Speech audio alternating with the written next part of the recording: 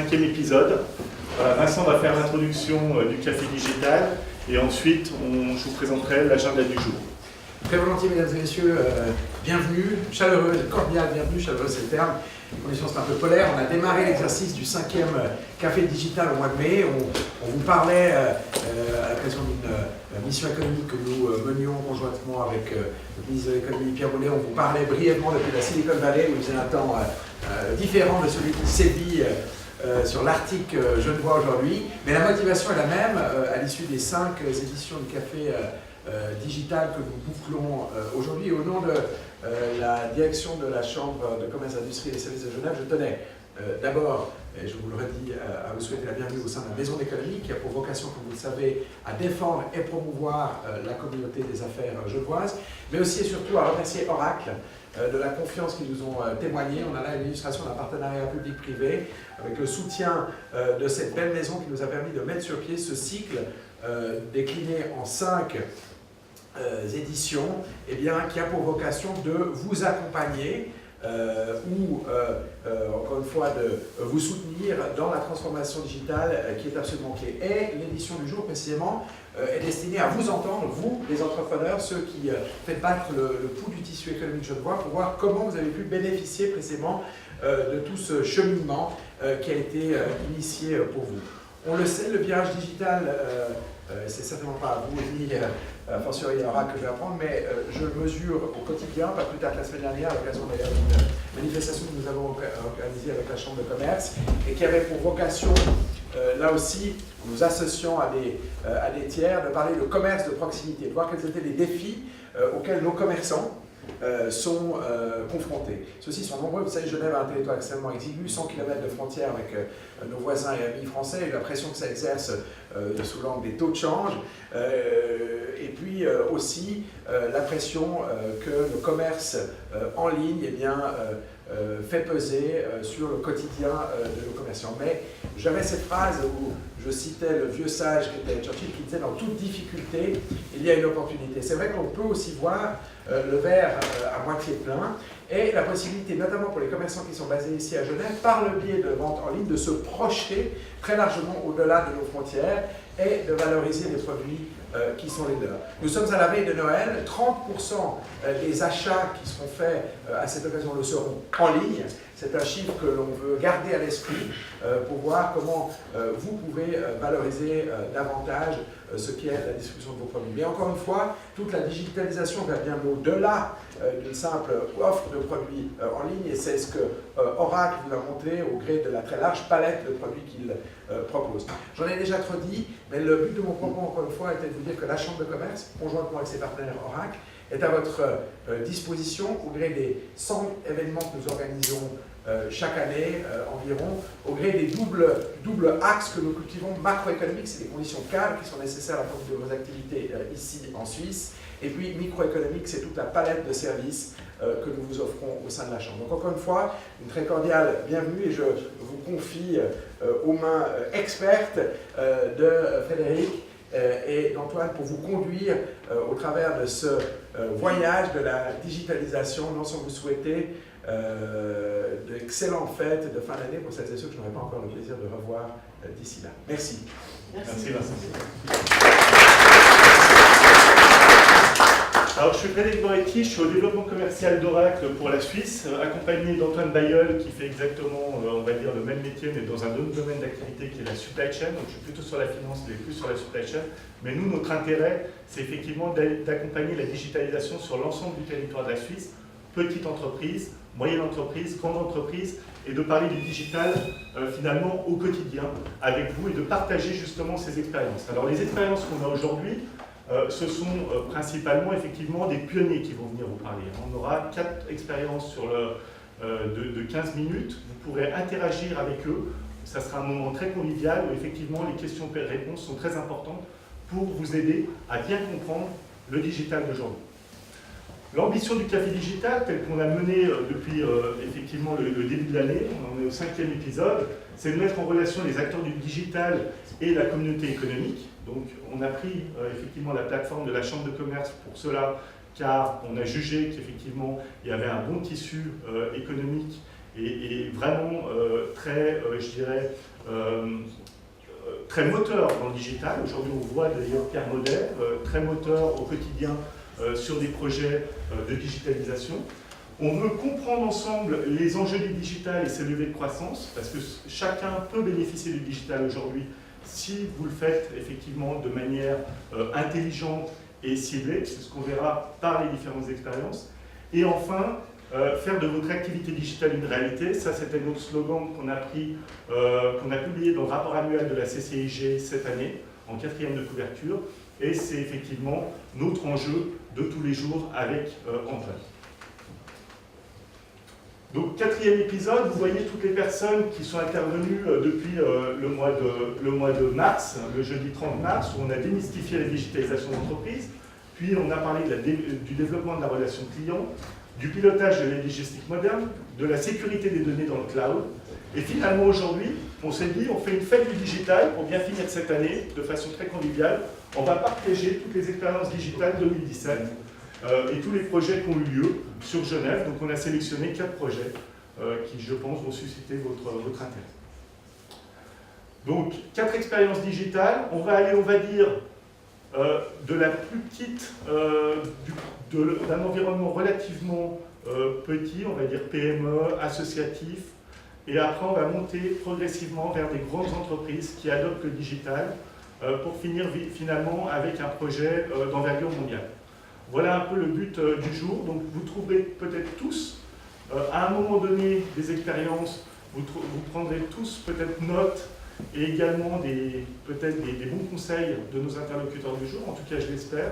N'hésitez pas à poser des questions, parce que c'est par l'interaction qu'on va réussir à faire de ce café digital un succès. Et effectivement, ça mettra aussi bien à l'aise nos interlocuteurs du jour.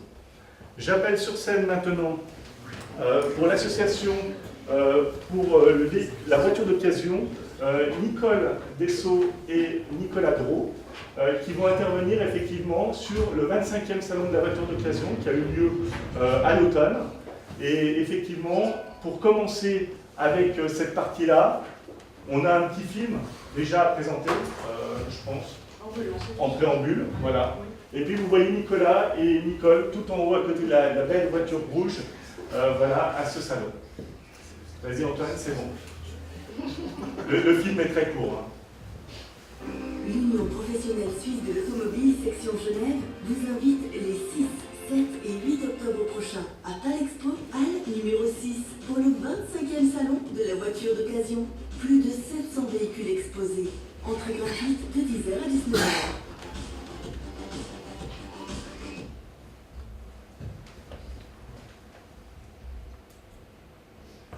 La parole est à vous. Alors, c'est déjà été fait, mais je vous présente Nicole. Bonjour, je vous présente Nicolas. Je ne sais pas pourquoi on nous appelle... La nicotine, allez savoir. Nous travaillons à la FAIR, la Fédération des entreprises romandes, qui héberge 80 associations patronales. Professionnels. Nous nous occupons du secrétariat d'une quinzaine de ces associations. Dont l'UPSA, l'Union professionnelle suisse de l'automobile, qui organise annuellement le salon de la voiture d'occasion, dont c'était la 25e édition cette année. Alors, le salon de la voiture d'occasion, là on le voit dans une des newsletters, c'est 700 voitures exposées, des véhicules expertisés, estimés sur place, avec un financement possible sur place. avec des partenaires, c'est un salon qui dure du vendredi après-midi jusqu'au dimanche soir. Et pour de la voiture d'occasion, c'est un chiffre d'affaires d'environ 3,5 millions. Avec entre 150 et 160 véhicules vendus selon les éditions. En 2016, pour la première fois, le comité d'organisation a décidé d'utiliser le digital, avec un petit budget d'environ 6 000 francs. Sur un budget total consacré à la communication de 100 000 francs. Alors on a été impliqué, comme on est dans le secrétariat, dans la vie de l'association, on a été impliqué à cette partie digitale, on est totalement totalement amateur par rapport à nombreux d'entre vous, on a compris, mais amateurs curieux. Alors Pas forcément éclairé, mais curieux. voilà, c'est ça, ça nous intéresse. Et cette année, le budget a été augmenté. Il a presque doublé. On disposait d'un budget pour le digital d'environ 15 000 francs. Alors là, on a essayé de synthétiser notre action. Donc, il y avait, on a appelé prod, c'est des fournisseurs de contenu et des outils. L'objectif étant d'attirer davantage de visiteurs sur le salon, en sachant que la voiture, ce n'est pas le secteur le plus porteur du moment. Donc il y avait un peu du défi. Alors, au niveau des fournisseurs, il y a vos serviteurs, puisque nous, on a participé à l'élaboration de vidéos que nous avons publiées ensuite sur les réseaux sociaux. On a eu un recours à des partenaires avec plusieurs radios locales. On a évidemment demandé les services d'une agence qui a changé. On a une première agence en 2016. On n'a pas été totalement satisfait de leurs prestations, donc on a changé d'agence en 2017. On a également eu recours au service d'un photographe. Et puis la capsule que vous avez vue en introduction, c'est Lémon Bleu, qui en a réalisé 3 et qui ont été largement diffusées. L'avantage de Lémon Bleu, c'est que non seulement elles tournent pendant le week-end pratiquement en boucle, donc elles sont rediffusées beaucoup. Et puis on avait la possibilité, nous, de les relayer sur les réseaux sociaux, c'est-à-dire Facebook et Instagram. Et cette année, ça on ne l'avait pas encore, ça c'est l'agence qui s'est occupée de nous créer une landing page sur WordPress. C'est aussi, alors après il s'est agi de relier les contenus, les outils. On a mis ces vidéos notamment aussi sur notre nouveau site. Dans le contenu, il y a 2 newsletters avec 22 000, un fichier de 22 000 personnes, enfin 11 000, mais comme il y a eu 2 envois qui ont été faits, qui servaient à pointer aussi sur le site, à faire arriver davantage de visiteurs. Il y a eu des sons produits par les radios. On a mis un concours digital en place sur Facebook. Il y a du Facebook Ads qui a été fait, de l'AdWords et cette campagne d'emailing avec les newsletters. Donc il y a tout qui est interrelié. La Tribune de Genève, on les a aussi engagés pour générer des bannières qui diffusaient sur votre cell phone. Je ne sais pas si parmi vous êtes tombé sur les pubs du Salon de la voiture d'occasion, et c'était l'objectif de cette année. Alors, la particularité de cette campagne, c'est qu'on ne peut pas la lancer, on la lance très peu de temps avant le début du salon. Parce que les exposants au Salon de la voiture d'occasion ont peur que si on parle trop tôt du Salon de la voiture d'occasion, ils ratent des ventes dans leur propre garage. Donc, il y a un timing assez précis et on lance la campagne un mois environ avant le début du Salon de la voiture d'occasion. Donc ça, c'est une de nos contraintes. Ce n'est pas évident pour créer aussi, pour agrandir l'audience sur Facebook. Là, on a fait une nouvelle page Facebook, on a nous-mêmes généré les vidéos. On est allé interviewer les garagistes en petite courte vidéo en leur demandant l'intérêt d'aller au salon. On a aussi fait des vidéos plus marrantes pour un petit peu équilibrer le message. Justement, c'est qu'on a fait des vidéos où on va d'abord dans certains garages pour les interviewer et qui nous montrent par exemple quelle voiture ils envisagent de présenter au salon. Ensuite, on a fait des vidéos pendant l'installation du salon, donc c'est 3 ou 4 jours avant l'ouverture du salon. On voit les camions arriver avec toutes les voitures, on voit l'aménagement des stands. Et puis après, on a continué avec des vidéos qui ont été réalisées pendant le salon lui-même. Alors la chaîne YouTube a été créée pour stocker les vidéos, essentiellement, c'est un intermédiaire incontournable. Pour pouvoir ensuite les mettre sur le site. Mais ça, ça date de cette année. Maintenant, en 2018, on s'est posé des questions. Après cette campagne, il y a différentes choses où on était peut-être moins sûr. Est-ce que l'année prochaine, on devrait réussir à faire intervenir des influenceurs? Est-ce qu'il y en a? dans le domaine de la voiture, le lot... On s'est rendu compte que le lot n'était pas adapté. Donc, dans le cadre du concours qu'on a organisé, le lot, c'était des méga booms. Et alors, on a vu qu'il y avait un effet pervers parce que les gens qui participaient au concours, c'était des gens qui étaient davantage intéressés par la musique que par la voiture d'occasion. Donc ça, pour 2018, il va falloir qu'on réfléchisse à proposer un lot qui est plus en adéquation avec la voiture d'occasion plutôt qu'avec la musique. Excusez-moi, c'est quoi le lot? J'ai pas compris. Le lot, c'était quoi? Les méga-booms, c'est ces haut-parleurs portables. Station. Ouais. Très efficace, très bien, mais ça n'est pas vraiment lié avec la voiture. Mais c'est pas si simple non plus de trouver un petit lot en lien avec la voiture. À voir, à réfléchir. Ça, c'était fait sur Facebook avec l'objectif de liker, partager et envoyer à un ami en disant pourquoi cet ami devait s'acheter une nouvelle voiture. Ça a assez bien fonctionné, le concours en lui-même, mais peut-être qu'on n'a pas tout à fait eu la bonne cible. Et puis voilà, agrandir notre fichier client, ça, on peut le faire en amont. On a aussi, avec justement le concours Facebook, avec la newsletter, on a pu avoir des nouveaux clients. Des nouveaux fichiers, des nouvelles adresses en Ouais. fait, parce que c'est comme quand vous allez au salon de la voiture, non pas d'occasion mais au mois de mars, le salon international de la voiture. Sur les stands, on essaie d'attraper le visiteur pour obtenir son adresse email. C'est la seule chose qui les intéresse maintenant, donc qu'après vous soyez dans leur fichier et qu'ils puissent vous envoyer les offres, les présentations des modèles, etc. Donc le taux de retour de l'envoi de la newsletter était assez bon. Donc ça reste un système qui semble assez traditionnel, peut-être pas super digital. C'est un biais digital, mais en même temps c'est un des biais qui a le mieux fonctionné. On avait quand même une cible, on a demandé à nos garages de nous donner leur fichier client. Peu l'ont fait, c'est quand même quelque chose d'assez précieux. Mais ceux qui l'ont fait, on est arrivé à 11 000, un taux de clic assez important en fait. Donc c'est quelque chose qu'on va garder, mais il faut qu'on réussisse d'ici l'année prochaine à l'agrandir. Il y a une petite anecdote, c'est que paradoxalement, ceux qui ont été le plus frileux à nous communiquer leurs fichiers, c'était les membres du comité d'organisation. Donc là, on n'a pas réussi à avoir l'unanimité au niveau de l'ensemble des membres du comité. Tous ne nous ont pas communiqué leurs fichiers.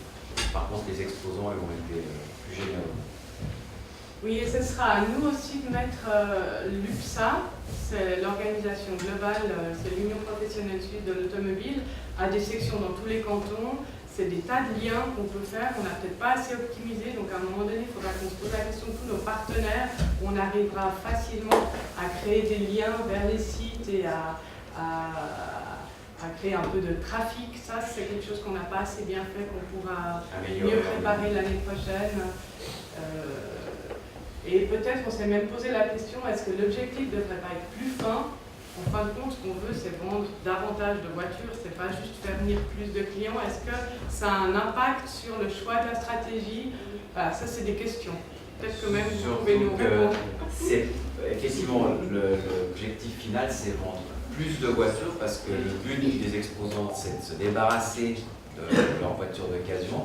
C'est même pas, par exemple, le chiffre d'affaires qui est important. Évidemment que il est élevé, mieux c'est, mais c'est vraiment le but de ce salon, c'est d'écouler le stock de voitures d'occasion. Et puis aussi vous préciser que donc là, ce n'est pas une campagne uniquement digitale, mais c'est bien un complément à une campagne tout à fait traditionnelle. Alors cette année, on a fait des choix. On a par exemple renoncé aux grandes affiches dans la rue, on a renoncé au cul de bus. Donc on a fait des choix, mais il y a quand même eu une campagne tout à fait traditionnelle avec des flyers, des sets de table, tout ce qui se fait habituellement. Et ça, on continue. Ça, c'est un complément digital. Ça va jamais, on ne s'est pas prévu que ça soit exclusivement digital. Parfait. Les gens peuvent les applaudir. Et vous voyez, même dans le milieu associatif, finalement, on a des stratégies, quelque part, on a une démarche digitale qui est effectivement couplée à la vie traditionnelle, et ça c'était bien de le rappeler aussi. Ça prend de plus en plus de poids, a priori, dans votre budget. Et donc, les résultats pour vous, ils sont quand même meilleurs que 2016 et vous les attendez encore meilleurs en 2018. Voilà, Vous la avez difficulté, fait- c'est qu'on n'a pas les monitoring, on n'a pas les indicateurs nous permettant de dire quel est. On a été en progression par rapport à 2016, le chiffre d'affaires a augmenté, le prix moyen de la voiture vendue a augmenté, mais quel est le lien avec cette campagne digitale plus importante par rapport à l'année précédente? Ça, on n'arrive pas évidemment à le déterminer. C'est un des éléments de progrès. Comment on peut faire? Il y a différentes options pour vérifier d'où viennent les visiteurs. C'est quelque chose qu'on devrait Par quel biais, en fait, ils ont été amenés à venir au salon et comment ils ont eu l'info de l'existence de ce salon? Ça tombe bien parce que le témoignage suivant parlera exactement de Ça ça. va, c'est assez Donc voilà, ce sera un bon complément à votre action. On va passer à une session de questions-réponses sur 5 minutes avec vous. Est-ce que vous avez effectivement des questions pour Nicole et Nicolas? Oui, alors moi j'avais deux questions, une suggestion. La première, effectivement, c'était les indicateurs de performance. Comment on juge qu'une campagne a fonctionné, sachant que vous avez passé de 6 000 à 15 000 francs. Donc c'est que je pense qu'il y a des bons résultats, en tout cas vous avez satisfait de la campagne 2017. Là, vous venez de répondre. La deuxième, vous nous avez présenté plein d'outils. Est-ce que ça a pris dans l'enveloppe de 6 000 francs? Parce que moi je travaille un peu dans le digital et ça me paraît... Il me semble y avoir beaucoup d'outils pour un prix pas très honnêtement bon marché, je dirais. C'était plus élevé en 2017. C'était plus élevé. Plus Tous les autour des outils que vous 15 avez 000. présentés là, la newsletter, les bons bleus, etc., c'était dans l'enveloppe de 6 000 francs. De 15 000. Ça, c'était dans l'enveloppe de 15 000, mais c'était par exemple. Mais 6 000, c'était en 2016. D'accord, donc là ça me paraît effectivement Mais les mots bleus, c'était plus cohérent. en plus. C'est vrai, les Les mots mots bleus, bleus, ça c'est c'était en d'accord. plus. La newsletter, c'était... C'était à Mais peu c'est près pas beaucoup, pas beaucoup 15 plus. 20 000, ça me semble Oui. plus que Ouais. 6 000 avec tout ce que vous avez présenté. Ok, c'était pour C'est être un sûr. peu l'enveloppe, effectivement. Parce qu'on a réalisé beaucoup de choses. Par exemple, la newsletter, c'est nous qui En l'avons interne. rédigé, ils nous ont aidés. Mais la même chose pour les vidéos. Il y a beaucoup de contenu qui a été élaboré par nos soins et puis ils nous ont simplement accompagnés. Et puis ils ont en fait, le budget de 15 000 francs, il était splitté 6 000 francs pour la partie créer la landing page. Et puis 9 000 francs, c'était vraiment par exemple pour tout ce qui était pour booster nos publications. Ouais, l'AdWords, Facebook Ads, mais c'est vrai que le bilan, pour nous, c'est le contenu. Oui. C'est la qualité du contenu. Et c'est vrai que quand on n'est pas dans le monde, ça nous paraît un peu mystérieux, voire magique, en disant c'est pas pour nous, il y a des pros qui font ça. On s'est rendu compte que certains pros, on n'était pas vraiment convaincus. Et c'est à la portée, je dirais, ce genre d'événement. AdWords, c'est pas compliqué, Facebook Ads non plus, mais en fait, ça demande beaucoup de temps. Il ne faut pas oublier de faire des choses de qualité et ensuite d'avoir un suivi, d'avoir un ton, une ligne et de le faire. C'est ça qui prend du temps, c'est ça qui coûte aussi, mais souvent l'agence, elle ne peut pas le faire à notre place. Le contenu, c'est nous qui l'avons fourni. Et ça, c'est quand même un peu central et ça peut peut-être rassurer. Alors peut-être quand on a des budgets beaucoup plus importants, on peut confier le mandat à une agence et puis se reposer sur l'agence. Quand on a des budgets beaucoup plus modestes comme celui dont nous disposions, il faut vraiment suivre le travail de l'agence. On ne peut pas se permettre de dire ils sont réguliers. Non, on a dû intervenir régulièrement, rectifier. Une publication, on s'est aperçu qu'il y avait une erreur dans la date. Enfin, il faut vraiment surveiller et contrôler ce que fournit l'agence. Et une suggestion peut-être pour le groupe de l'année prochaine, un stage de pilotage sur circuit. Voilà, c'est tout. Oui, alors ça, on prend note. Voilà, si vous avez des idées, oui. Très bien. Stage de pilotage. Bon, les mégabooms coûtaient 80 francs. Du karting. GPS. J'avais posé la Il y a une question. autre question? Ah ouais, d'accord. Oui, moi j'ai quand même une question. Pour rejoindre ce que vous disiez, il y a pas mal d'outils. On voit qu'il y a un peu la panoplie. Est-ce que justement, vous avez ressenti une sélection de la part de l'agence, parce que là vous avez Facebook Ads, Google, AdWords. Enfin, on a l'impression que peut-être aussi c'est du test and learn. Je ne sais pas quel était votre objectif. Mais comme vous n'aviez pas un super gros budget, pourquoi avoir autant déployer ou pas se focuser sur par exemple un des deux? Parce que les outils en fait qu'on a utilisés, c'est ceux qui coûtaient le moins cher. Oui, Donc, après, c'est... c'est pour ça qu'on a choisi cela. Bon, à partir du moment où il y a la création d'un site, pour stimuler son référencement, il fallait bien créer l'AdWords et puis le Facebook aussi. Facebook tout seul, sans Facebook Ads, c'est associé en fait. Moi je dirais d'ouvrir Facebook sans Facebook Ads en ayant un si court temps et le site de le lancer comme ça sans le stimuler, je sais pas, on n'est pas des pros justement, mais ça a quand même aidé. C'était juste pour savoir par rapport au fait que vous aviez un budget contraint. Mais pour moi c'est associé. Après Instagram, ils ont aussi fait de l'Instagram Ads, là effectivement, je sais pas si ça c'est complètement nécessaire. Et moi j'ai l'impression que le référencement, si vous faites Salon Occasion Genève, vous ne tombez pas d'abord sur le site, mais il me semble qu'il est sur les 10 premiers, mais à vérifier. Ouais. Donc c'est pas si mal. Très bien. On va passer au témoignage suivant pour respecter les délais, 15 minutes par témoignage. Merci Nicolas. J'invite Olivier Tchevers sur scène pour effectivement, Olivier représente la société Imminence et il va vous parler d'un petit laboratoire genevois, le laboratoire Diepharmex, et en fait, voilà, il va partager l'expérience de digitalisation de ce laboratoire. Olivier, c'est à toi, pour un quart d'heure. Bonjour à tous.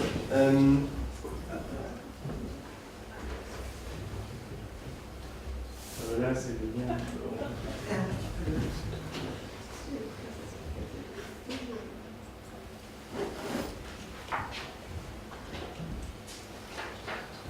Alors, effectivement, je représente Éminence, qui est une agence genevoise, en fait, une agence marketing digital qui se veut 360 degrés, donc qui intervient un petit peu sur tous les leviers du digital.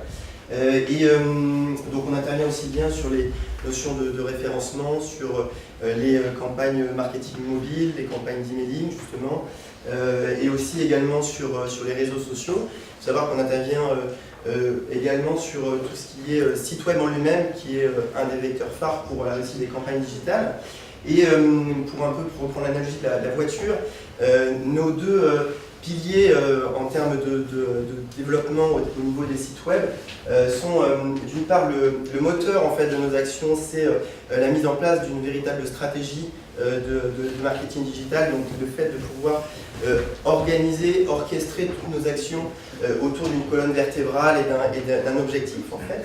Et le carburant au quotidien de toutes ces stratégies et de tout ce dispositif pour nos clients, c'est la donnée, c'est la data en fait. Et donc je voulais vous parler aujourd'hui de cet élément important et de plus en plus changeant qui est l'univers de la donnée et du tracking de la donnée.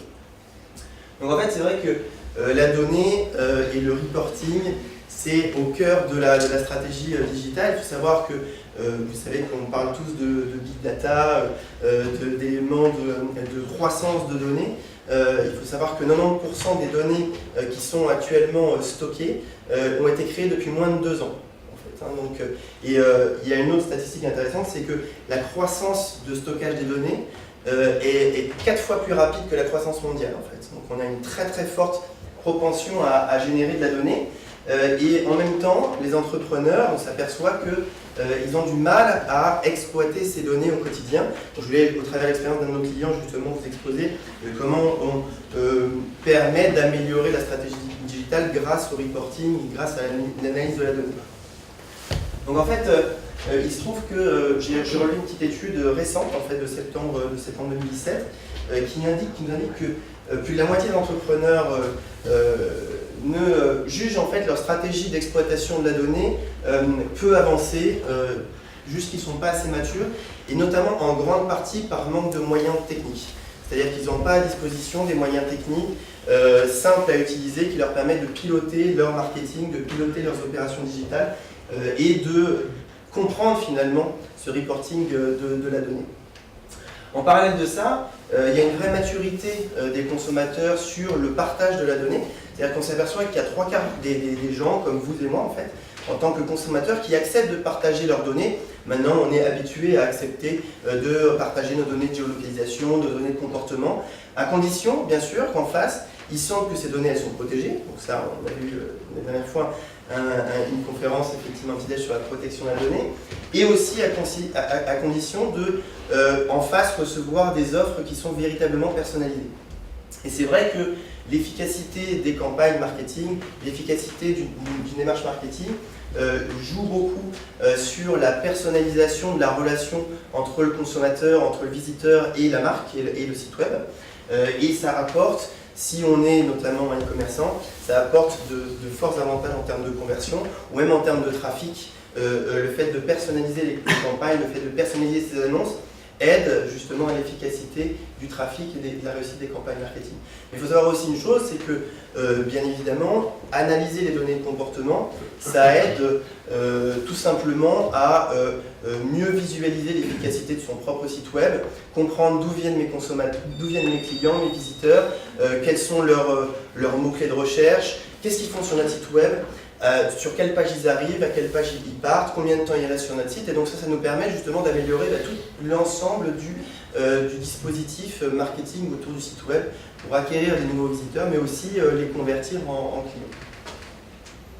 Alors simplement, c'est exactement le cas de l'un de nos clients qui s'appelle Diapharmex, qui est un laboratoire genevois, un laboratoire à taille humaine, et qui est donc un laboratoire avec 25 collaborateurs, mais qui a deux gammes de produits qui s'appellent Audispray, qui est une gamme de produits de spray auriculaire en fait, et également MicroH, qui est une gamme de produits anti-hémorroïdes. Il faut un marché pour tout, de toute façon. Et c'est exactement le cas quand on les a rencontrés il y a pile poil un an. Ils avaient mis en place, évidemment, développé leur site web, mis en place un certain nombre d'actions marketing, mais ils nous ont confié un mandat pour réfléchir à une vraie stratégie organisée de communication sur les différents leviers digitaux, et notamment avec cette notion qu'ils travaillent sur plusieurs pays, plusieurs langues, on est sur deux gammes de produits avec deux populations complètement différentes, et il se trouve que fin 2016, Diapharmex en fait avait mis en place des campagnes marketing digital, notamment ils s'étaient lancés dans les campagnes AdWords. Ils avaient finalement pas de support en termes de stratégie et de vision marketing, donc en fait ils avaient lancé des campagnes en one shot de cette manière-là, accompagnés par le support de Google AdWords, mais finalement ils ne voyaient pas véritablement d'efficacité, ils n'avaient pas de recul par rapport à leurs différentes opérations marketing. C'est un petit peu ce que peut-être vous avez vécu. Et donc, notre brief initial, c'était simplement d'organiser l'approche marketing dans son ensemble sur ces différents marchés. Donc pour ça, les Diapharmex nous ont apporté, on leur a demandé est-ce que vous avez des données sur votre marché, des données sur le comportement de votre consommateur. Ils nous ont apporté des études de marché, un benchmark sur les concurrents. C'était une bonne overview de leur activité et de leur univers de concurrence.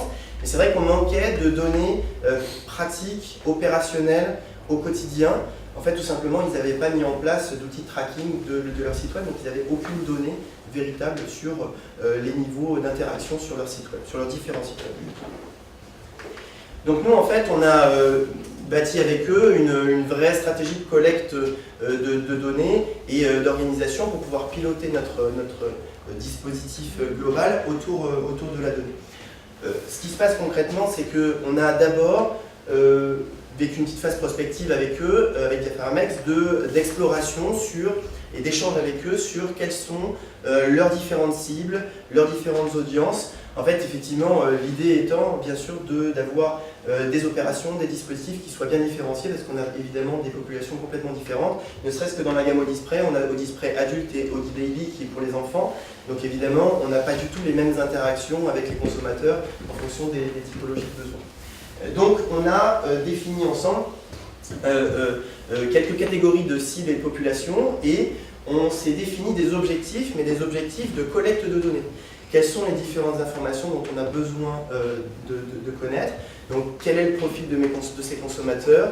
Qu'est-ce qu'ils font? Qu'est-ce qu'ils recherchent? Donc on s'est posé un certain nombre de questions d'ordre qualitatif, donc il y a un vrai échange avec Diapharmex à ce niveau-là, pour pouvoir bâtir en fait un plan général d'objectifs et de données à récolter sur le site web.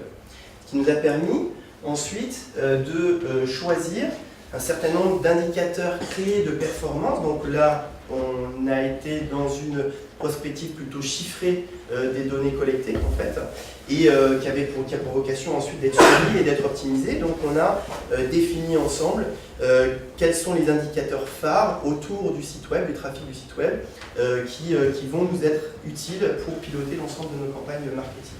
Que ce soit des campagnes pour du Google AdWords ou des campagnes sur les réseaux sociaux. Donc on a exploré un petit peu tous les univers de sources de données. Ensuite, quelle a été notre démarche? Bien, on a proposé à notre client un plan de tracking. Donc c'est quoi un plan de tracking? En fait, c'est le fait de choisir des outils de tracking. Donc vous en connaissez probablement certains, notamment Google Analytics, et de mettre en place techniquement les différents tags, les différents trackers pour pouvoir justement récolter de la donnée et la récolter au quotidien. Donc ça c'est effectivement clairement plutôt un travail technique, un travail opérationnel, mais qui nous a permis de choisir les bons outils en fonction des différentes interactions et du coup d'aller positionner correctement les différents traceurs pour pouvoir ensuite récolter la donnée. Et le dernier élément en fait, de mise en place, c'est qu'on a bâti avec notre client un certain nombre de dashboards, de tableaux de bord, mais qui sont des dashboards qui sont bien identifiés par marché, par gamme de produits, par cible. On est sur plusieurs pays, on est sur plusieurs marchés, et dans chaque marché, on a différentes populations. Donc on a bâti ensemble un certain nombre de tableaux de bord qui permettent effectivement d'échanger au quotidien avec notre client, des tableaux de bord qu'on a partagés et qu'on partage au quotidien, donc ce qui nous permet ensuite d'échanger de manière opérationnelle sur les choix à faire et de telle manière à analyser effectivement ces différentes actions pour pouvoir les mesurer, éventuellement les corriger, les optimiser. C'est ce qu'on fait au quotidien en fait, c'est-à-dire que comme je disais tout à l'heure, le carburant au quotidien c'est la donnée, donc on a des données qui sont remontées en temps réel dans ces outils de dashboard de monitoring et régulièrement on a un échange avec notre client d'optimisation des différentes campagnes que l'on mène avec eux et aussi d'analyse ou d'extension sur de nouveaux marchés ou sur de nouvelles cibles. Alors simplement ça, c'est une méthodologie qu'on a depuis plusieurs années avec nos clients. Je vais juste simplement vous partager un tips ou en tout cas une expérience que l'on a en 2017. C'est que dans toute cette méthodologie, on a un nouvel outil en fait, qui est sorti sur le marché qui s'appelle Data Studio, Google Data Studio, qui est extrêmement intéressant parce que ça permet de vulgariser l'environnement de reporting, contrairement aux précédents outils, enfin aux outils d'ailleurs qui sont des outils d'analytics, qui sont plutôt des outils, on va dire experts en termes de paramétrage. C'est vrai qu'on a là une plateforme avec Google qui est intéressante parce que ça permet de vulgariser complètement la notion de reporting et aussi plusieurs avantages pour un entrepreneur, pour une entreprise, notamment de pouvoir se personnaliser complètement ces tableaux de bord, se personnaliser ces différents indicateurs. On est carrément dans une page blanche et on a la capacité de pouvoir émettre énormément de dashboards, de graphiques, de filtres aussi pour pouvoir comparer une période à une autre, pour pouvoir comparer un marché à une autre, un pays à une autre. Et tout ça, au sein de cette plateforme, c'est vrai que c'est très intéressant parce que ça permet du coup de donner la main à notre client, tout autant qu'à nous d'ailleurs, donner la main à notre client sur sa vision de l'analyse de données en fait. Et ça permet de capitaliser beaucoup plus rapidement sur nos expériences, échanger beaucoup plus rapidement sur les différentes données qu'on a identifiées, analysées, pour pouvoir ensuite agir plus rapidement. Ce qui est intéressant aussi au niveau de cette plateforme, c'est qu'on est en capacité de pouvoir intégrer toutes les sources de données. Grosso modo, quasiment toutes les sources de données qui sont à disposition sur le marché. Donc on a aussi bien une intégration, et il y a une intégration native avec tous les outils de type Google Analytics, Google AdWords, les différents outils de YouTube, les données YouTube par exemple, les données sur les réseaux sociaux. Mais on peut aussi rapprocher et intégrer des données qui sont vos données propres en fait, des données qui viennent de vos propres bases de données, de vos propres bases CRM, des données transactionnelles, des données comportementales, des données de profil. Donc on a une vraie possibilité de pouvoir rapprocher et avoir une vision 360 degrés des clients en termes d'activité autour du trafic du site web. Il y a aussi d'autres éléments, c'est par exemple, cette plateforme permet c'est un outil collaboratif en fait, donc on a très facilement dans une entreprise avec plusieurs collaborateurs la possibilité de partager les tableaux de bord et de pouvoir échanger, donner des droits d'accès, des droits de modification à la constitution de tableau de bord ou juste des droits de consultation, donc c'est assez universel. Et évidemment, ce sont des rapports qui sont toujours d'actualité, toujours actualisés. Donc, en l'occurrence, avec notre client, voilà un petit peu des screenshots. Alors, c'est évidemment pas les données de notre client, c'est un mix de quelques données. Je vais pas vous partager les données de trafic, mais voilà au quotidien un petit peu le type de questions qu'on se pose et de questions sur lesquelles on répond.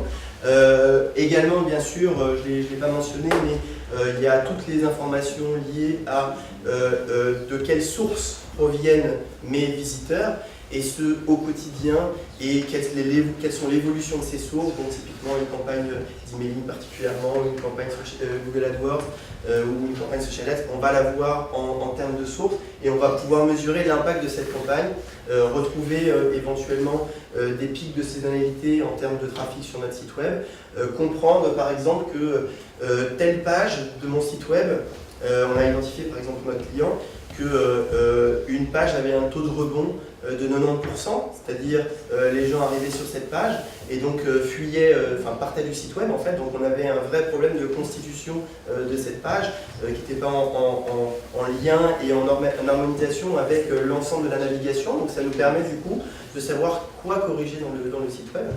Alors, c'est peut-être des informations que certains ont déjà au travers d'outils experts, mais ce que je vais vous partager aujourd'hui, en fait, c'est simplement qu'il y a cette capacité maintenant à pouvoir, pour un entrepreneur, pour un marketeur, avoir en temps réel toutes les informations de reporting, de toutes ces opérations marketing chez lui, et évidemment les analyser et les optimiser.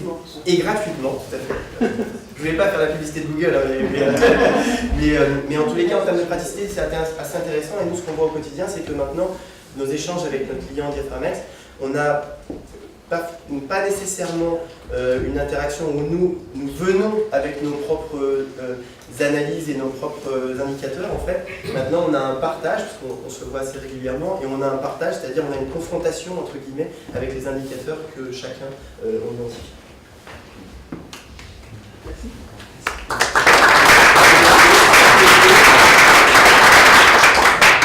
On va prendre peut-être une question de l'audience pour respecter le timing. Est-ce qu'il y a une question pour Olivier? N'hésitez pas. Juste, je comprends bien que tu ne peux pas donner des chiffres exacts, mais est-ce qu'on a une tendance quand même entre avant et après pour Diaphragmex?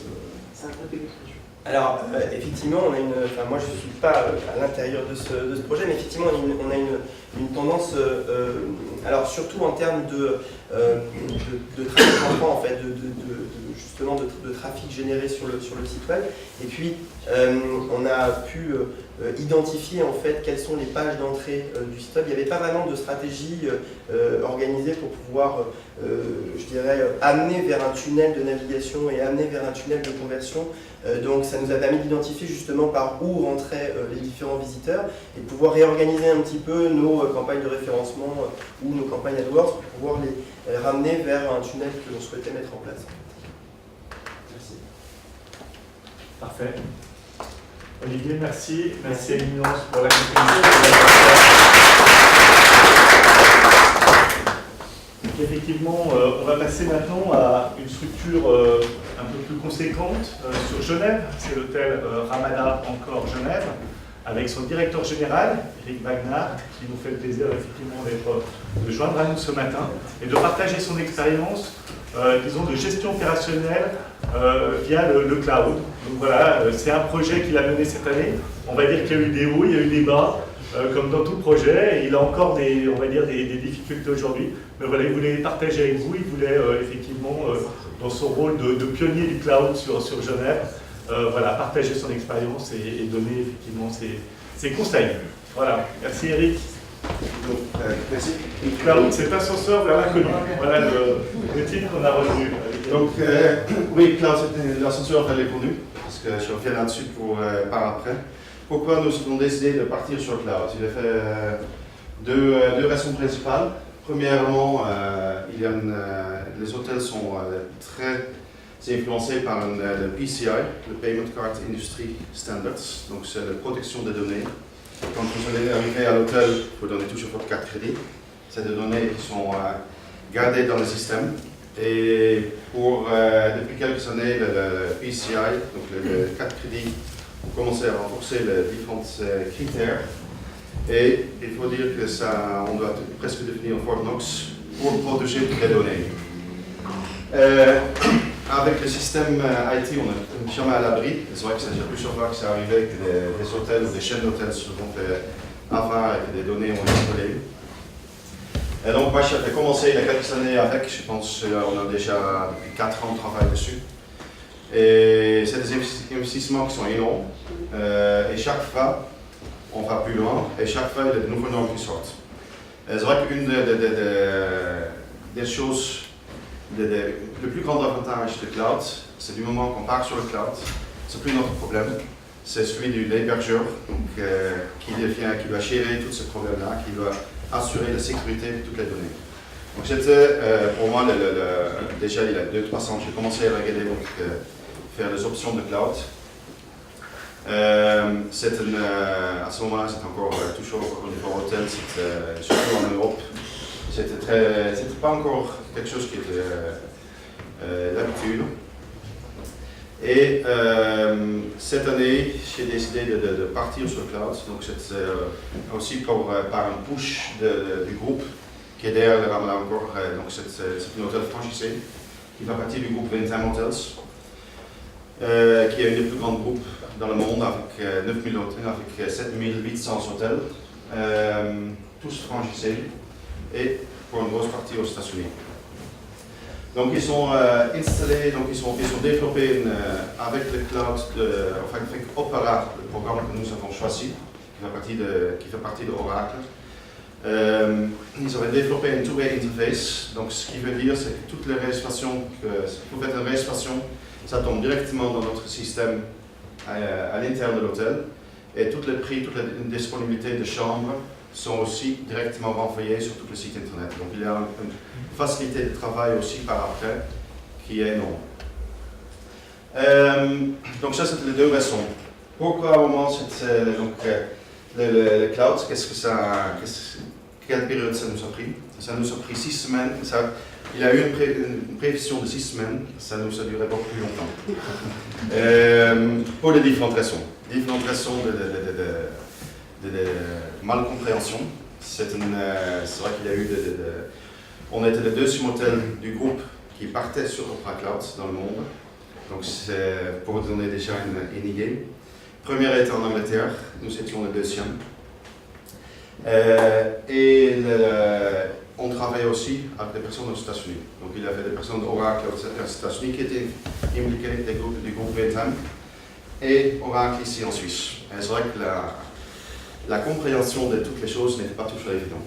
Donc même si on parle tous anglais, on ne parle pas toujours de la même chose. Le plus grand problème c'est que Oracle parlait d'une certaine two-way interface et Vintem parlait d'une autre. Donc ça c'est déjà un problème qui a fait couler beaucoup de l'encre, qui a énormément fait que le projet s'est rendu très difficile. Le fait que Leicester était, donc le Ramadan à Leicester était le premier hôtel, on a pensé pouvoir bénéficier de leur expérience. Malheureusement, ce n'était pas le cas. Et donc on a développé tout ici sur Genève avec Oracle Suisse, à nouveau. Et ce qui a pris du temps aussi, parce qu'on a dû prendre certains standards du groupe, on n'était pas libre de choix sur certaines choses. Et implanter ça ici, c'est à nouveau un problème, parce que nous avons notre fonctionnement et d'autres pays ont d'autres fonctionnements. Donc voilà, c'est un projet qui a duré finalement, qui est toujours en cours. Le projet, on était supposé d'aller live au mois de juin.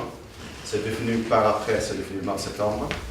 Aussi, dû aux vacances et pour moi j'ai pris un moment de décision de laisser du temps à mon staff pour s'habituer aussi. parce que c'est le délai de temps pour aller entre le paramétrage et d'aller live est devenu beaucoup trop serré pour qu'on puisse réellement fonctionner correctement. Pourquoi aussi? On avait un système dans l'hôtel et on devait partir à partir de zéro. Tout ce qui était dans cet ancien système, qui était aussi un produit d'Oracle, ne pouvait pas être amené vers le nouveau système. Donc toutes les réservations pour le futur, donc à partir de ce moment-là, c'était le mois de juin, jusqu'à l'année prochaine ou dans 2 ans, ce qu'on peut avoir, devait être remis à nouveau dans le système.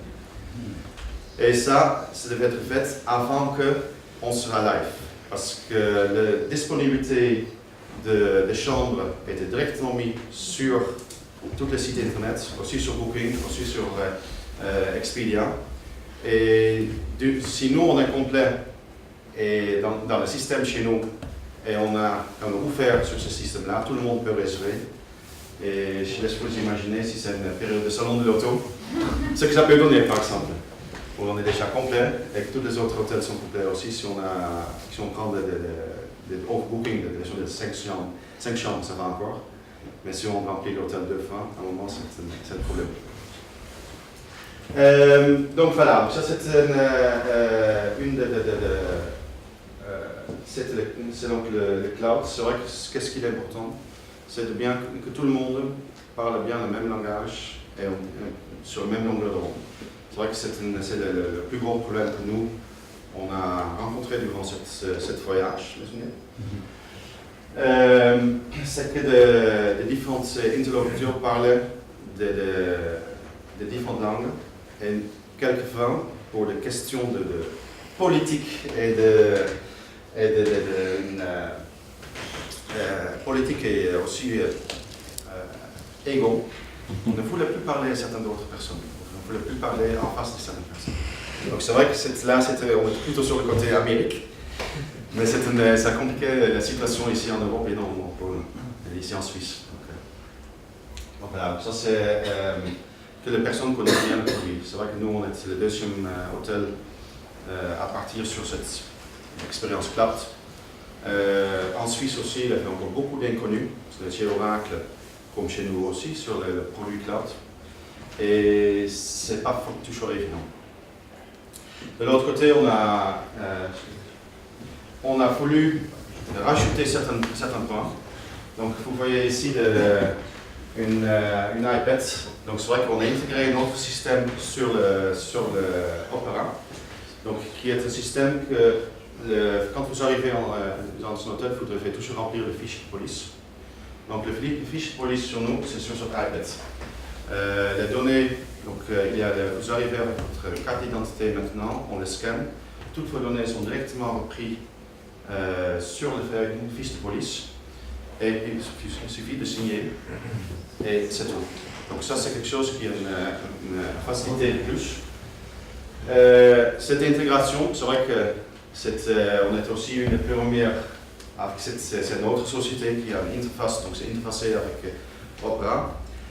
Mais on est aussi le premier à la faire sur cloud, donc là aussi, ça crée certains problèmes de communication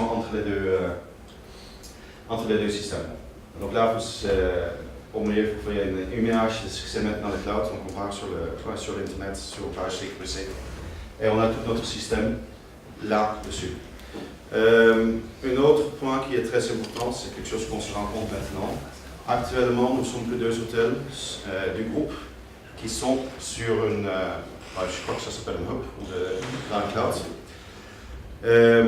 Il y a des chaînes d'hôtels qui ont déjà leur propre hub. Nous, on partage notre hub avec d'autres sociétés, ce qui ralentit quand même le système. Donc ça, c'est un point qui est très important aussi à se laisser. C'est que du moment qu'on a son propre hub sur le cloud, il a la possibilité que le système fasse beaucoup plus vite. Donc à côté, 2-3 autres produits qu'on a installés aussi cette année. Une handy, qui est un téléphone, qui au niveau digitalisation, on peut le prendre aussi dedans, mais c'est un téléphone portable qu'on a mis dans toutes les chambres, avec téléphonie gratuite, internet gratuit pour tous les clients.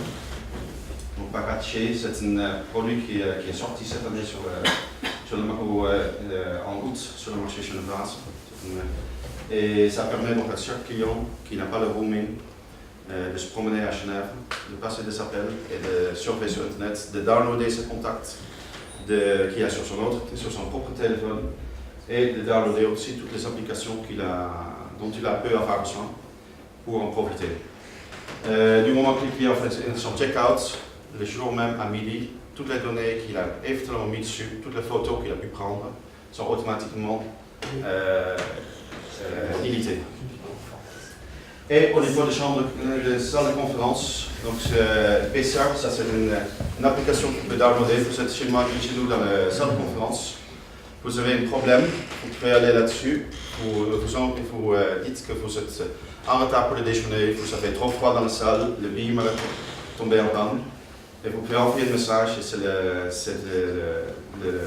personne de conférence qui reçoit tout de suite un buzzeur sur son téléphone et qui peut intervenir. Donc vous n'avez pas besoin d'interrompre votre conférence pour faciliter le fonctionnement. Donc voilà, ça c'est un peu sur le digital dans le Orama professionnel. Donc le plus gros projet était le cloud. Un point, donc ça c'était concernant la réception. On a fait la même chose au niveau du restaurant. On a passé aussi sur le produit de Oracle qui s'appelle Symfony, où il y a déjà plein d'hôtels plein de restaurants aussi qui sont dessus, donc où ça fonctionne très bien. Très bien. Parfait.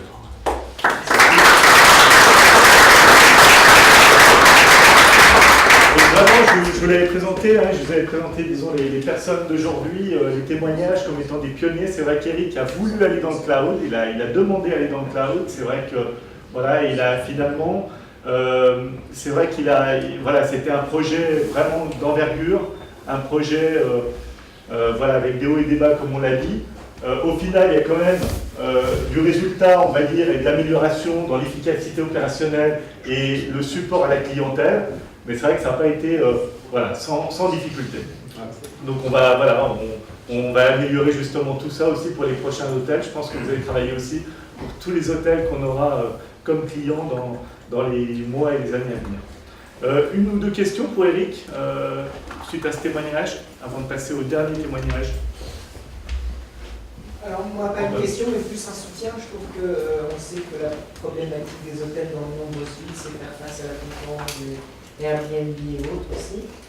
Et je trouve que, bon, voilà, que tous ces services digitaux que vous avez mis en place, c'est quand même, je veux dire, même dit dans les chambres, etc., c'est quand même un bon moyen justement d'aller capter cette clientèle et peut-être de pouvoir continuer à faire venir dans un hôtel une clientèle qui a tendance à aller sur le Airbnb, en tout cas sur la clientèle touristique plutôt que peut-être la clientèle d'affaires, mais je pense que c'est très, très novateur, donc très intéressant. Merci. Pour quelle raison vous devez partager le hub sur le cloud? Parce que par exemple au niveau du groupe? C'est un problème c'est le coût. C'est le coût pour avoir, donc c'est pour, à partir de 10 hôtels, ça devient intéressant pour avoir son propre hub. Et avant, c'est trop cher pour qu'on puisse le faire. Et puis, est-ce que vous intégrez les données des clients, par exemple, ses habitudes au niveau de la température qu'il veut dans la chambre, pas de clim, la couleur de son oreiller, ce qu'il prend dans le minibar? Je sais que dans certains hôtels qui sont en train d'intégrer de la luminosité, vous pouvez choisir l'éclairage et tout. Ça, c'est quelque chose chez un groupe comme Citizen qu'il a développé beaucoup plus loin. C'est vrai que tout est lié dans le champ, vous avez de la domotique. Et vous avez choisi à un moment telle musique, vous avez telle lumière, quelque chose qui est enregistré directement dans le profil. Et donc, si vous êtes à Amsterdam, demain vous êtes à Londres, du moment qu'ils font le check-in, vous faites le check-in, c'est exactement ça que vous allez retrouver là aussi. C'est des choses, non, nous on ne peut pas le faire parce qu'on n'a pas de domotique dans l'hôtel. Il y a certains points qu'on met dedans, qu'on sait qu'un client demande une autre oreiller, Ça, c'est des points qu'on peut mettre, qu'on met dedans, et que le staff est aussi demandé de mettre dans le profil du client. pour la prochaine fois confiant. Mais toutes ces données au niveau domotique, comme chez Citizen-M, quand on construit un hôtel, on peut le prévoir parce que c'est quelque chose, tout le câblage qu'il faut tirer, etc., ça devient autrement évident. Mais ça, c'est encore pas plus loin dans tout ce qui est digitalisation. Et c'est vrai que c'est quelque chose, ça sera aussi le futur de ce hôtel.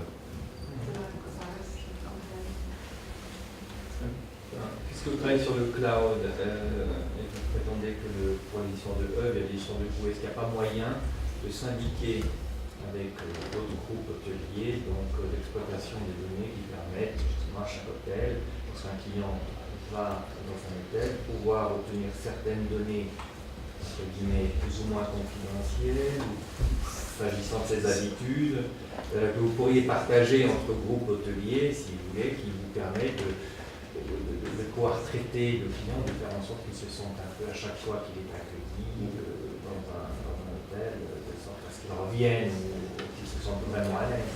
C'est très difficile parce que c'est vrai que, comme je disais, nous on fait partie du groupe qui est franchisé. Tout hôtel a son propre, c'est dans différents pays.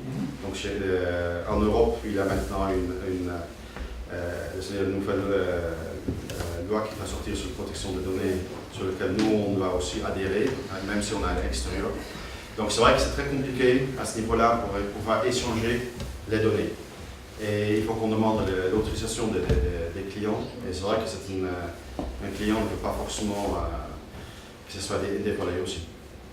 Donc c'est pas toujours évident de le mettre en place. Il y a des chaînes qui le font parce que c'est des hôtels qui sont gérés par le groupe de A à 7. Mais du moment qu'on parle de franchisé, ça devient très difficile, très compliqué. Non, je comprends. Il y a des données qui peuvent être partagées et d'autres qui sont un peu plus sensibles et propres à... Ouais, mais ils préfèrent ne pas le faire directement. C'est vrai que le groupe Vintem qui a est très à cheval là-dessus aussi, ils ont eu dans les années 90, le groupe s'appelait Différence, mais ils ont eu un énorme problème. Et depuis, ça les hante toujours encore. Une dernière question. Oui, c'est une question double, assez directe. Vous le referiez?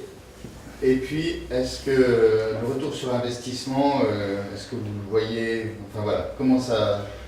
Est-ce que je ferais? Oui, je pense que oui, parce que c'est vrai que l'expérience que j'ai maintenant, oui, je le ferai. Je pense même pas, je le ferai. C'est un retour sur investissement, il va venir. C'est que pour l'instant, c'est encore trop tôt.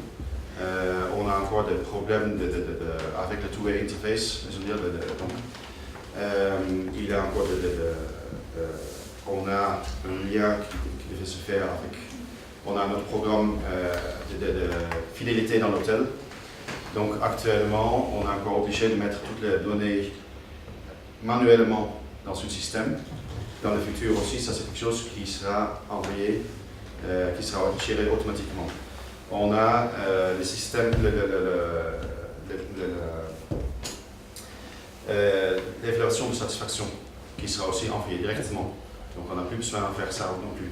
Donc du moment que le two-way interface fonctionne complètement et 100%, ça va se, comment dire, enfin un retour sur l'investissement rapidement. Ça va. Merci beaucoup. Merci Eric, merci beaucoup. On va rester dans le même domaine d'activité, on ne va pas forcément citer le nom du client, parce qu'effectivement il y a beaucoup de projets en cours avec ce client, je le vois. Effectivement, c'est un collègue consultant d'Oracle qui va venir faire l'intervention et qui a géré le projet, c'est Eric Jambon, donc on l'accueille sur scène. Merci Eric. Et en fait Eric, pareil, il est passé par un projet d'envergure, il va vous le présenter et effectivement ça a connu également des hauts et des bas, on va dire voilà, c'est aujourd'hui pareil, Eric a été pionnier dans la mise en place d'un projet cloud, notamment pour le recrutement mondial facilité pour l'organisation, pour cette organisation présente partout dans le monde. Voilà Eric. Antoine, si tu peux juste passer la slide suivante. Voilà. Merci. Voilà, bonjour à tous. Alors, donc, je vais vous parler d'un sujet qui est très similaire à celui présenté par Eric précédemment, dans un autre domaine, qui est celui de la gestion des ressources humaines, mais qui est un projet donc, qui a été mené par Oracle sur la digitalisation dans le cloud de la fonction ressources humaines. Alors effectivement, on a convenu de cette présentation avec Frédéric et Antoine il y a peu de temps. Je n'ai pas eu suffisamment de temps pour obtenir l'autorisation de notre client, donc je n'aurai pas le droit de le citer. Voilà, c'est pas qu'il refuse, c'est simplement une question de temps, et c'est vrai que donc, il s'agit d'une chaîne d'hôtels de luxe suisse, internationale, et voilà, c'est le genre de société qui est extrêmement vigilant à l'utilisation de son image, et nous, en tant que fournisseurs, évidemment, on est extrêmement vigilant à respecter l'image et les droits que cette société nous accorde dans le cadre de la communication. Donc voilà, je n'ai pas eu le temps d'obtenir l'autorisation, ça ne change rien à la présentation. Donc il s'agit d'un projet relativement ambitieux. Donc on parle d'une chaîne d'hôtels internationale, 75 hôtels de luxe dans le monde entier, avec ce projet d'harmoniser une politique de ressources humaines au travers de tous les hôtels, et avec un but qui est d'améliorer à la fois la satisfaction des ressources humaines de cette société en interne, donc d'améliorer la satisfaction des employés, et en parallèle d'améliorer l'attractivité de la société vis-à-vis des candidats externes, potentiels, futurs employés. Donc cette capacité pour une entreprise à pouvoir attirer des talents extérieurs au travers de son image, c'est quelque chose qui est, d'un point de vue compétition pour une entreprise, clé aujourd'hui. Puisqu'évidemment, ces talents vont faire le succès d'entreprise de demain. Alors, projet, donc, vous avez compris, gestion des ressources humaines. Donc, quelques mots juste sur le projet. Donc, ce projet s'appuie sur un logiciel Oracle de gestion des ressources humaines. L'ensemble des ressources humaines, que ce soit la gestion de base des employés, le recrutement, la gestion de la performance, le calcul des bonus, des compensations, donc un scope assez large. Donc logiciel Oracle, et ce logiciel est hébergé dans le cloud. Alors là je vais faire certains éléments très similaires à la présentation qu'a fait Eric pour l'Hôtel Granada. C'est que, pourquoi le cloud? Pourquoi cette société a choisi le cloud? Eh bien, effectivement, c'est une raison de coût. Cette société, effectivement, étant une société du domaine de, excusez-moi, mais hospitality business, parfois j'ai du mal à retranscrire les termes en français, puisque le projet est en anglais. L'hébergement d'une solution informatique telle que celle-là, l'hébergement, la gestion des données, la maintenance du logiciel, c'est un métier qui n'est pas celui de l'hôtellerie.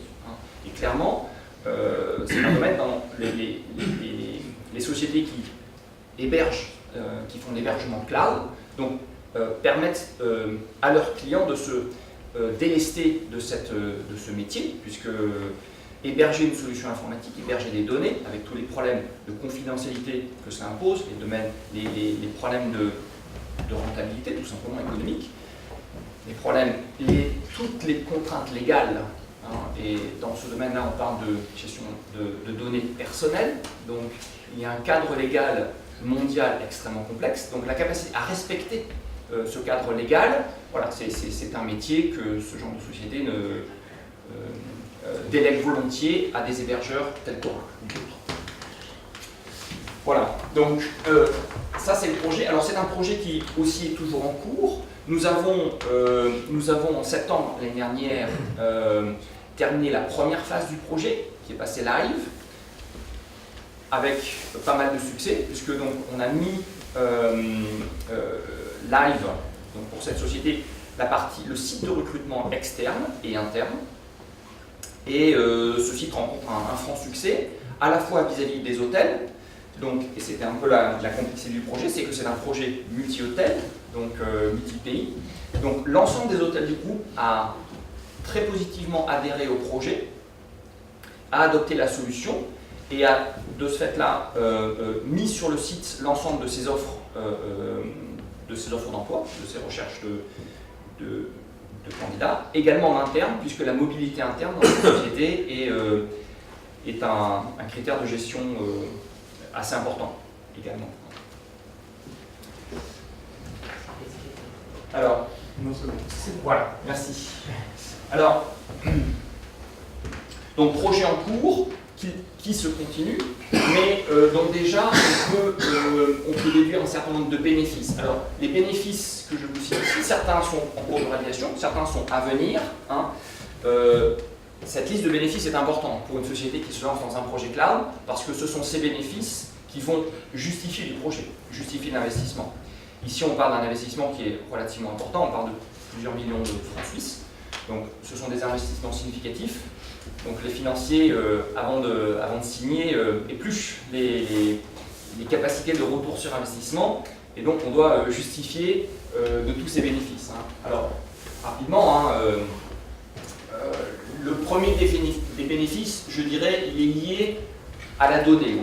Il y a eu plusieurs présentations autour de cette notion de donnée. La donnée, c'est un asset pour une entreprise, hein, c'est une propriété intellectuelle, mais c'est un élément de gestion qui est de plus en plus clé. En plus, ici, on parle de données employées ou de données de candidats. Donc, ce sont des données extrêmement sensibles, extrêmement confidentielles.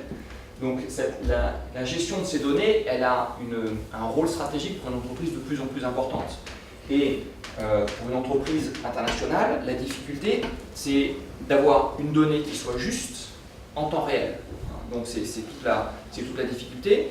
L'une des raisons pour lesquelles cette entreprise s'est lancée dans ce projet cloud, c'était qu'ils n'avaient pas la possibilité, avec leur système précédent, d'avoir à un moment donné une situation, une vision de l'ensemble du personnel de la société en temps réel et exact.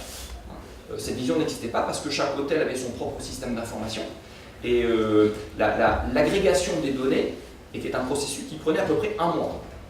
Donc entre le moment où l'un des responsables du board disait je veux connaître exactement, par exemple, simplement le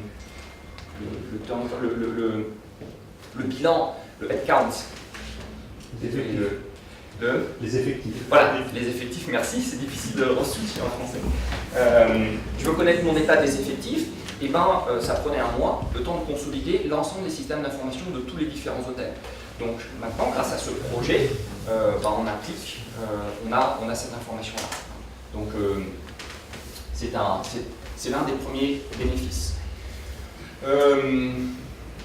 La suppression de la gestion du papier, ça n'a l'air de rien, mais il y a encore un an, ça paraît incroyable, mais il y a encore un an, c'est pas vieux.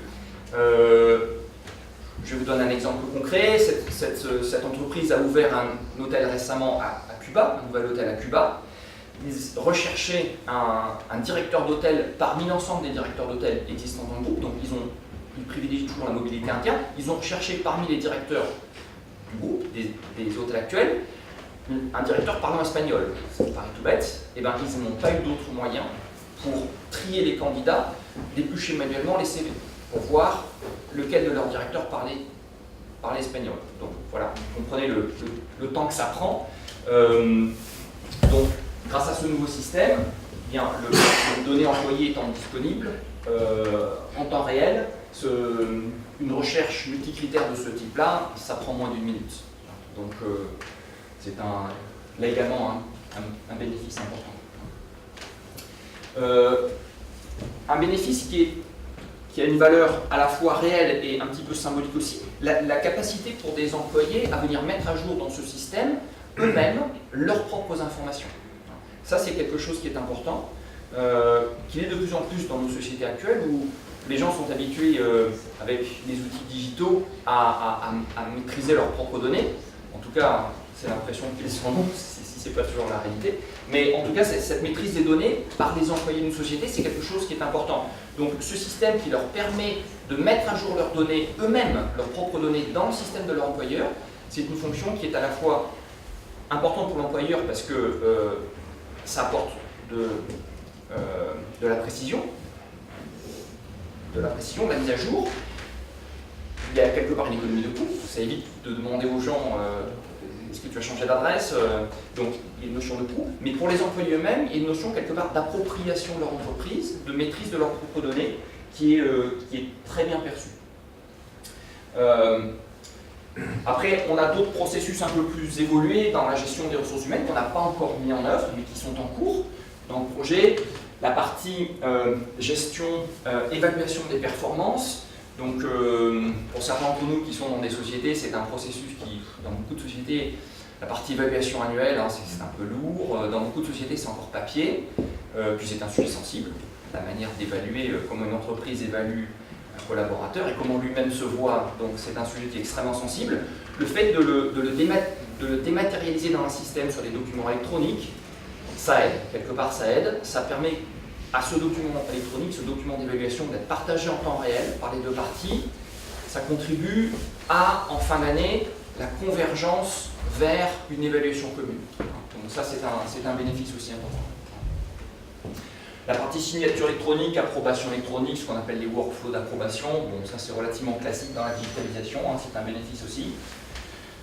Le calcul des primes et des bonus, avoir un système qui, alors sans faire la totalité du calcul, parce que c'est un calcul complexe, puis qui, à partir d'un certain stade, fait intervenir des critères subjectifs, mais au moins le calcul de base, qu'il soit effectué par un système, c'est un gain de temps pour les entreprises aussi. Donc voilà, pour toutes ces raisons, ce projet a été mené.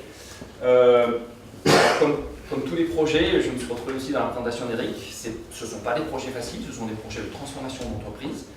Donc on est passé par des phases, par des hauts et des bas aussi, c'est inévitable dans ce genre de projet-là. Mais au final, je crois que cette entreprise est satisfaite du résultat. Même si, comme toujours, le travail avait été un petit peu sous-estimé. Malheureusement, c'est souvent le cas. Le résultat est à la hauteur des espérances. Je terminerai par un dernier point que je n'ai pas mentionné ici, mais qui est, au travers de ce projet-là, l'un des bénéfices immatériels attendus par cette société, c'est la capacité, au travers de la présentation de l'entreprise par un logiciel moderne dans le cloud tel que celui-ci, c'est aussi l'image de l'entreprise. Hein. L'entreprise veut se donner une image de modernité, une image digitale, pour attirer ces fameux talents qu'elle souhaite attirer. Donc voilà, c'est un bénéfice immatériel, mais qui a compté, qui a pesé dans la décision.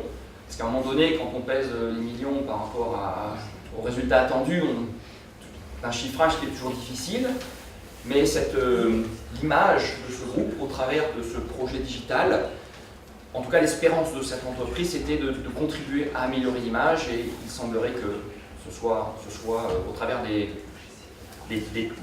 talents qui ont rejoint l'entreprise récemment au travers de cette nouvelle plateforme, que cet objectif d'image soit en cours de réalisation. Parfait. Voilà, question.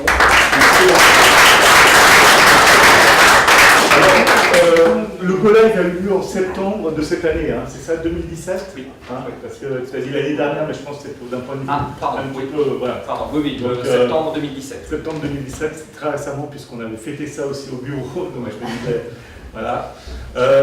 Donc clairement, le projet est toujours en cours. Eric travaille toujours sur ce projet, sur d'autres. Effectivement, il a travaillé sur le recrutement, il travaille maintenant sur tous les process ressources humaines.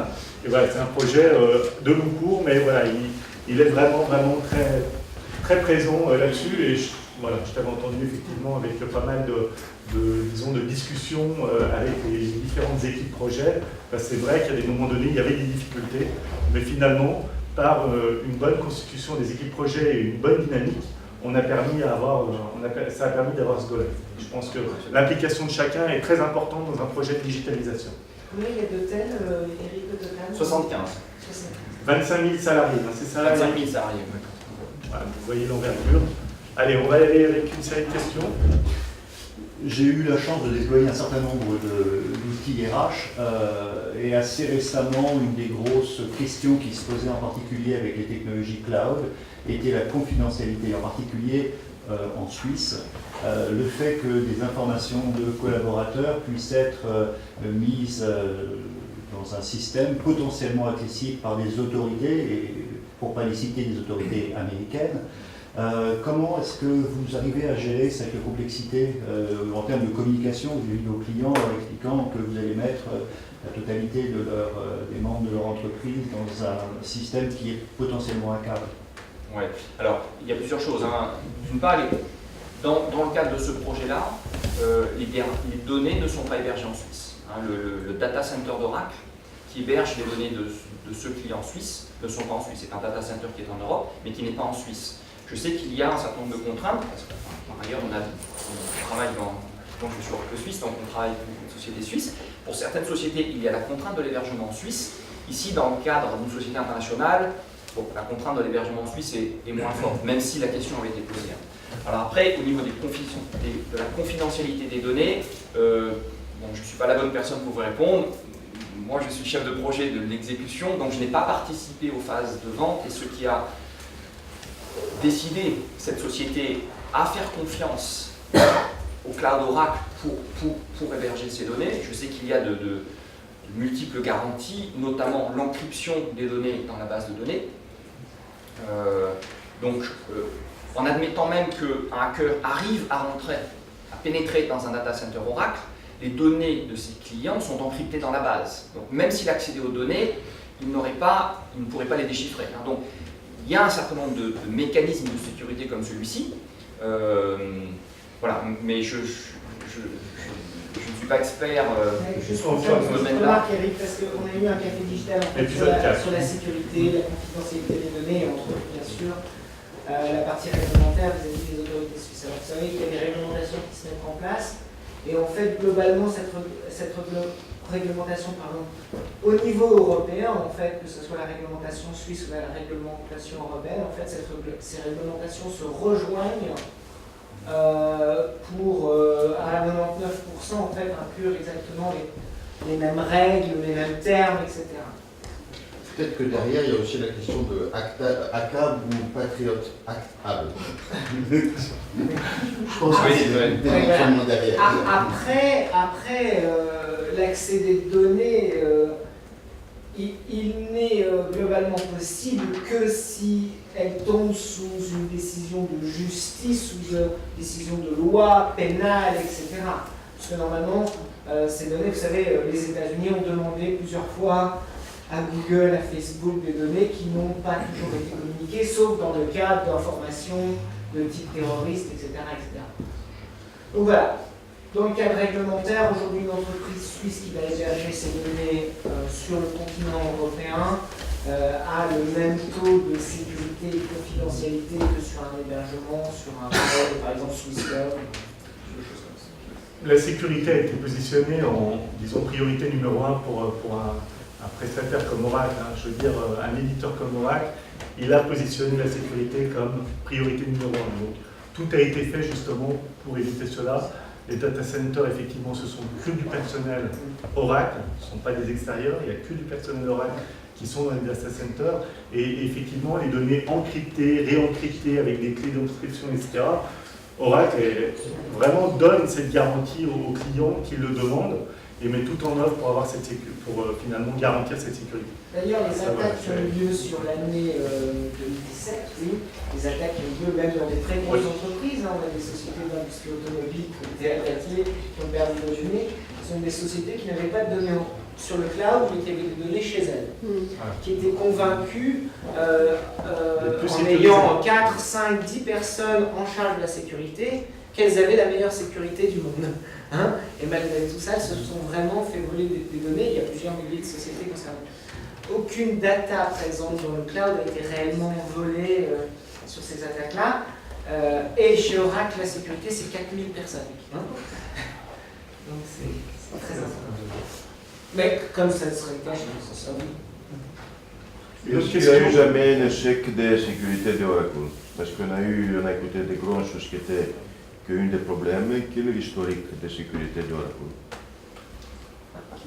Quel est l'historique de sécurité d'Oracle? Alors, c'est vrai, là-dessus, on peut vous prendre votre email et vous mettre en relation avec un responsable de la sécurité. Est-ce qu'il y a eu un grand événement à côté des comptes de Yahoo, par exemple, qui ont été volés? Est-ce qu'il a eu un tel événement? Aujourd'hui sur le cloud, rien. Maintenant, à l'origine, peut-être sur la partie qu'on appelle on-premise, bon voilà, faut regarder, il y a toujours eu, disons, peut-être des petites problématiques dans le passé. Voilà, après, je n'ai pas tout l'historique, mais je prendrai votre... La différence, c'est l'architecture. Oui. La différence, c'est l'architecture. Les gens qui ont des logiciels Oracle ou d'autres logiciels sur leur ordinateur qui gèrent eux-mêmes leur sécurité, potentiellement, il pourrait y avoir des failles. Oui, et il y en a eu probablement eu chez Oracle, chez Microsoft, chez des tas d'entreprises. Mais ce n'est pas lié nécessairement au soft, c'est plus lié à la manière dont on a protégé les données sur son propre serveur ou sur son propre data center. Alors que dans le cloud, les données sont cryptées, voire cryptées plusieurs fois, tu l'expliquais Eric. Des fois, il y a un cryptage et puis il y a un recryptage du cryptage avant d'avoir la donnée. Ben, je prendrai votre adresse email et vous mettre en relation avec un spécialiste. Je crois que les entreprises qui décident à un moment donné de partir dans le cloud, cette décision est liée à une évaluation des risques et à une évaluation pragmatique d'un besoin. Quand l'entreprise a un besoin de faire évoluer un système d'information, les deux choix principaux en premier abord qui s'offrent à l'entreprise, c'est est-ce que j'héberge le système moi-même ou est-ce que je vais le mettre dans du cloud. Ce que j'ai constaté par mon expérience personnelle, il y a 10 ans, c'est clair que l'aspect sécurité dominait, et beaucoup d'entreprises, il y a 10 ans, alors qu'il y avait déjà des offres cloud sur le marché, il y a 10 ans, on entendait beaucoup d'entreprises dire non mais jamais nous on va mettre nos propres données dans le cloud, jamais. Aujourd'hui, ce qu'on constate, c'est qu'il y a une toute autre analyse par la plupart des entreprises, c'est qu'aujourd'hui le cloud est un modèle économique tellement performant et permet tellement d'économies d'échelle à l'entreprise au niveau de son département IT, que le bénéfice économique fait que les considérations de sécurité passent un tout petit peu au second plan, ou en tout cas qu'elles sont abordées comme un risque acceptable par les entreprises. Il n'y a pas de zéro risque en matière de sécurité donnée, que vous hébergiez vos données vous-même ou que vous les mettez dans le cloud, le risque zéro n'existait pas.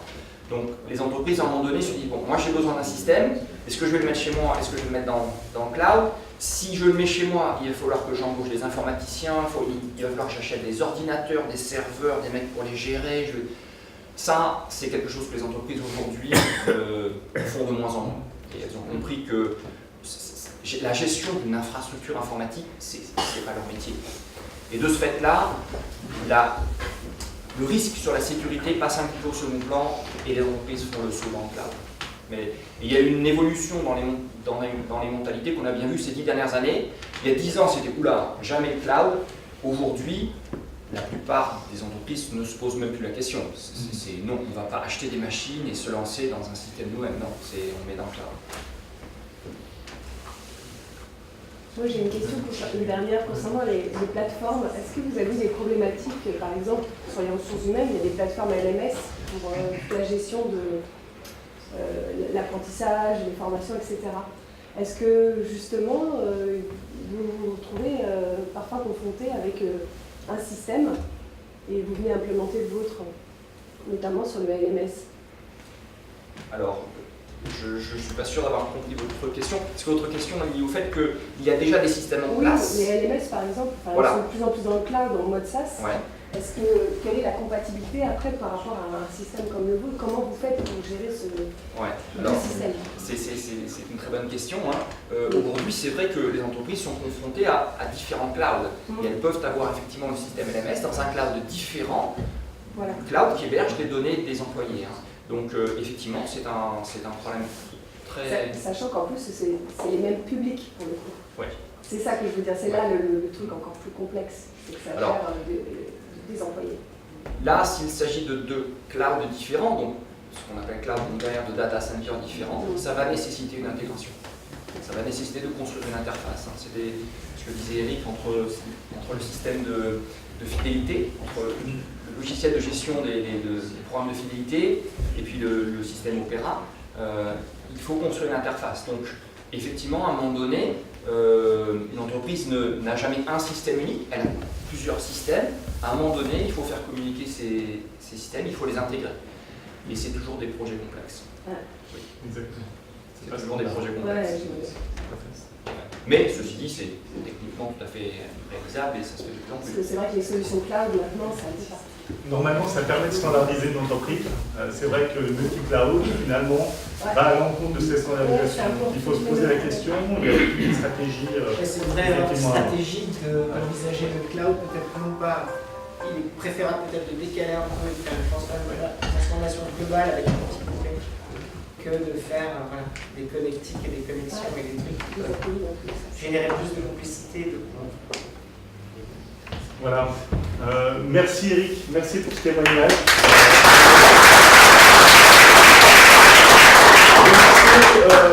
Finalement, ce dernier café digital numéro 5 de l'année 2017, juste pour vous donner 2-3 chiffres, on a reçu 250 personnes sur les 5 cafés digitaux qu'on a finalement créés cette année. C'est vrai que celui-ci, sur décembre, a été plus problématique parce que voilà, on se rend compte aussi que les événements sur décembre, on a des difficultés à attirer du monde, il y a des problèmes de circulation, il y a des problèmes aussi, les gens avant les périodes des fêtes veulent finalement terminer leur projet. Donc on a eu quelques difficultés sur celui-ci. Il en reste 250 personnes et il y a eu, on va dire, la moitié, 125 personnes qui ont finalement assisté à plusieurs cafés digitaux, plusieurs épisodes. Donc ça veut dire aussi qu'on a eu quand même un renouvellement en fonction des thématiques. On a parlé de la sécurité, ça a eu un gros succès lors de l'épisode 4. Il y avait beaucoup de personnes qui sont venues sur les thématiques.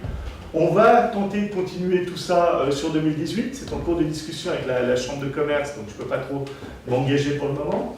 Mais voilà, on va essayer de continuer sur, sur ce même rythme, essayer d'en avoir de nouveau 5 sur l'année 2018, et effectivement les construire avec vous en fonction de vos besoins, en fonction de vos demandes, parce qu'effectivement ils étaient co-construits en fonction finalement des petits formulaires qu'on vous a passés à la fin de chaque café. On fera sans doute aussi une enquête à la fin de celui-ci.